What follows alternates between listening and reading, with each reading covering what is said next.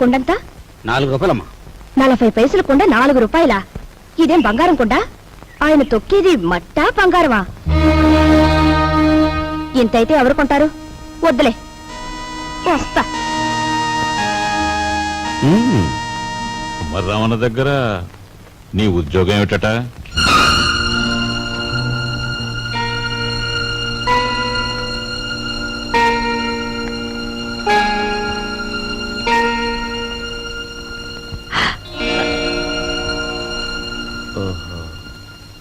మాట్లాడమే. కుమారరామన్న దగ్గర నీ ఉద్యోగం ఏమిటి? మట్టి తొక్కటం, అతను తయారు చేసిన కుండాల్ని ఎండలో ఆరబెట్టడం, కాలిన కుండాల్ని బండి మీద సెంటర్కి చేర్చడం. అది. నువ్వు చదివిన చదువేమిటి? నీ మీద మేము పెట్టుకున్న ఆశలేమిటి? నువ్వు చేసిన నిర్వాకం ఏమిటి? అతను నన్నేమీ అప్లికేషన్స్ పెట్టమని లేదు, పోస్టల్ అడ్రస్ జత చేయమని లేదు, వెధవ ప్రశ్నలు వేసి ఇంటర్వ్యూ తీసుకోలేదు, రికమెండేషన్ తెచ్చావా అడగలేదు, లంచం ఇస్తావా అడగలేదు. నన్నుగా గౌరవించి నాకు ఈ ఉద్యోగం ఇచ్చాడు. కానీ నీ పెద్ద కొడుకు మట్టి తొక్కుతున్నాడంట గాని ఊరంతా మీ నాన్నగారిని అడుగుతుంటే ఆయనకెంత నామోషిగా ఉంటుందో ఒకసారి ఆలోచించావా? అమ్మా,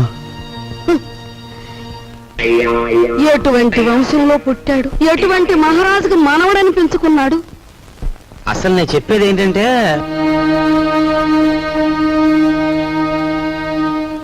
ఇలాంటి అప్రదిష్ట పనులకు తలపడితే ఈ ఇంట్లో ఇంకా పెళ్లి కావాల్సిన పిల్లలు ఉన్నారు. వాళ్ళని చేసుకోవడానికి ఎవడైనా ముందుకొస్తాడా? ఏ మా చెల్లి పెళ్లి చూపు సమయంలో మీరు వచ్చి పెంట చేశారే, అప్పుడు లేదా ఈ అప్రదిష్ట? నాన్న, ఏమీ చెయ్యకుండా మీకు భారంగా ఉండే కంటే ఏదో ఒక పని చేసి ఇంత సంపాదించడం నా బాధ్యత అనుకున్నాను, సంపాదిస్తున్నాను.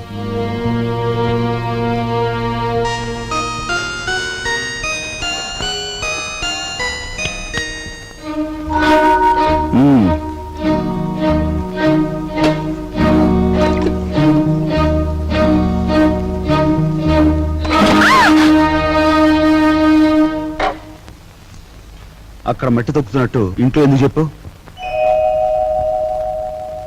అందరూ బాధపడతారనుకున్నప్పుడు మీరెందుకు ఆ పని చేయాలి?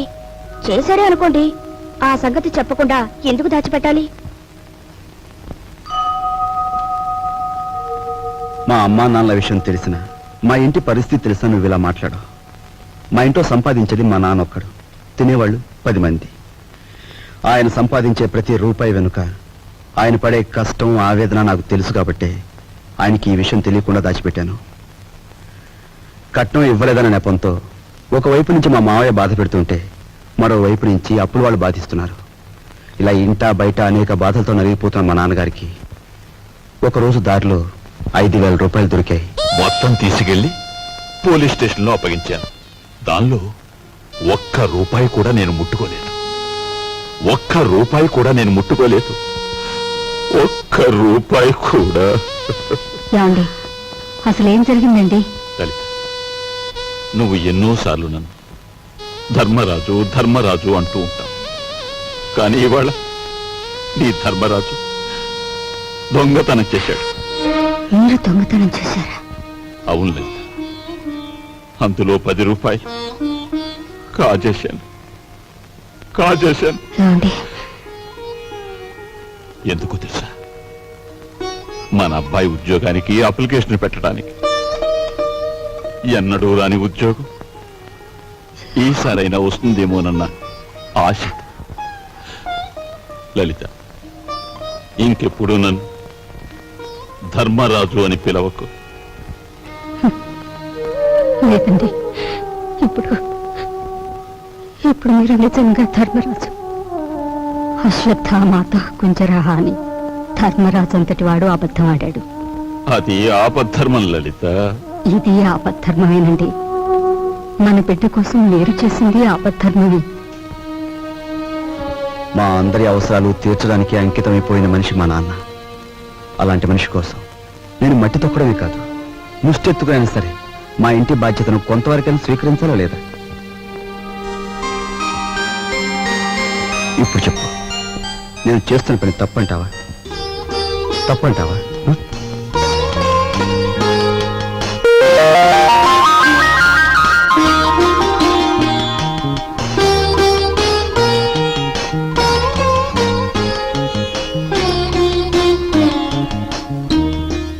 విధముగా రామలక్ష్మణులు అడవికి బయలుదేరిన వారు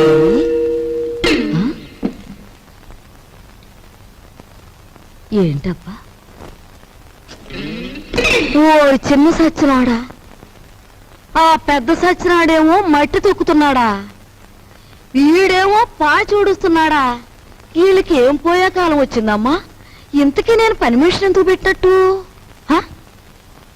అబ్బాయ్ ఏంటమ్మా నువ్వు ఆఫీస్కి వెళుతున్నావల్లే ఉంది పెళ్లి దగ్గరకు వచ్చింది కదా పనులన్నీ తొందరగా జరగాలి అప్పడాలు చెయ్యాలి వడియాలు పట్టాలి ఓ 400 ఉంటే అమ్మాయికి ఇవ్వు అమ్మా ఆఫీసులో లోన్కి అప్లై చేశాను అది రాగానే ఇస్తాను.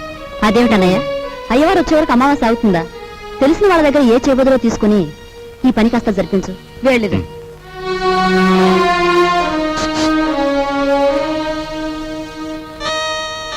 ఏమిటండి నీకు మధ్య ఏమన్నా పోయిందా? మన బాకీ తెచ్చుకున్న వాళ్ళని పెళ్లి పనులు చేసుకోమంటావేంటి?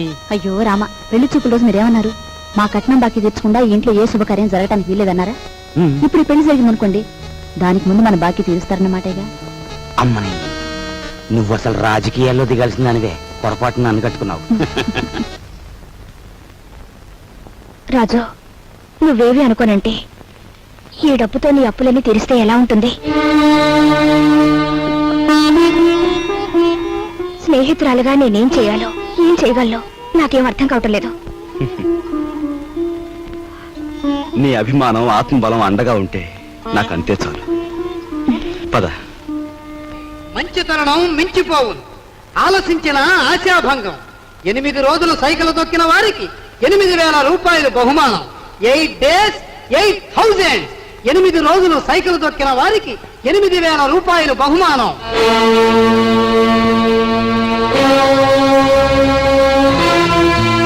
రాజు అప్పులు తీర్చడానికి నువ్వు సైకిల్ తొక్కుతున్నావట మనలాంటి కుటుంబాల్లో పుట్టి ఇలాంటి పనులు చేస్తే ఎంత పరువు తక్కువగా ఉంటుందో ఆలోచించు. నేను చాటుగానో సన్నాసి బుద్ధితోనో దొంగతనం చేస్తున్నాను అనుకో, లేదా కన్నవాళ్ళనే వెన్నుపోటు పొడుస్తున్నాను అనుకో, లేదా అప్పుల చేత పంచాయతీ జరిపించాను అనుకో, అప్పుడు నేను 10 మంది చేత చీ అనిపించుకునేవాడిని అవుతాను. ఏమిటా నువ్వు మాట్లాడేది?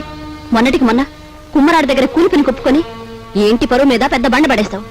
ఇవాళ మీ నాన్న చచ్చిపోయాక ఆగు. ఇప్పుడు నువ్వేమిటి మాట్లాడింది? మా నాన్న చచ్చిపోయాడా? ఆ మాట నువ్వంటున్నావా? ఆ? నువ్వు ఏమిట్రా అది ఆవిడ అలా రెట్టిస్తున్నావు? మరి చూడమ్మా, నాయనమ్మా నాన్న చచ్చిపోయాడు అంటుంది, అత్తయ్య అంటుంది. అసలు అసలు నాన్న చచ్చిపోవడం ఏంటమ్మా? Non sense. నాన్న చచ్చిపోలేదు. నో, నాన్న చచ్చిపోలేదు. మనందరం కలిసి ఆయన చంపేశాం. అవునమ్మా, నిర్దాక్షిణ్యంగా కాలు రాసి చంపేశాం. కొండంత మనిషిని చాదస్తుతో కొందరు, స్వార్థంతో కొందరు, ఇలా అందరూ కలిసి ఆయన చంపేశాం. ఏ చంపలేదా? ఒక్కసారి మీరందరూ గుండెల మీద చేతులు వేసుకుని ఆలోచించండి. ఆయన జీతం నెలకు 500 రూపాయలు, కేవలం 500 రూపాయలు. తాహతకు మించిన కోరికలు కోరి మనందరం కలిసి ఆయన చంపేశాం. He was successfully murdered by all his family members. నోరుంది కదా అని తప్పులు పడుతున్నారు. నేను చేస్తున్న ఈ పనిలో ఓ పవిత్రమైన ఆశయం ఉందే తప్ప ఇదేం పరువు పోయే పని కాదని నాకు బాగా తెలుసు. మీరు ఒప్పుకున్నా ఒప్పుకోకపోయినా ఈ పని నేను చేసే తీరు.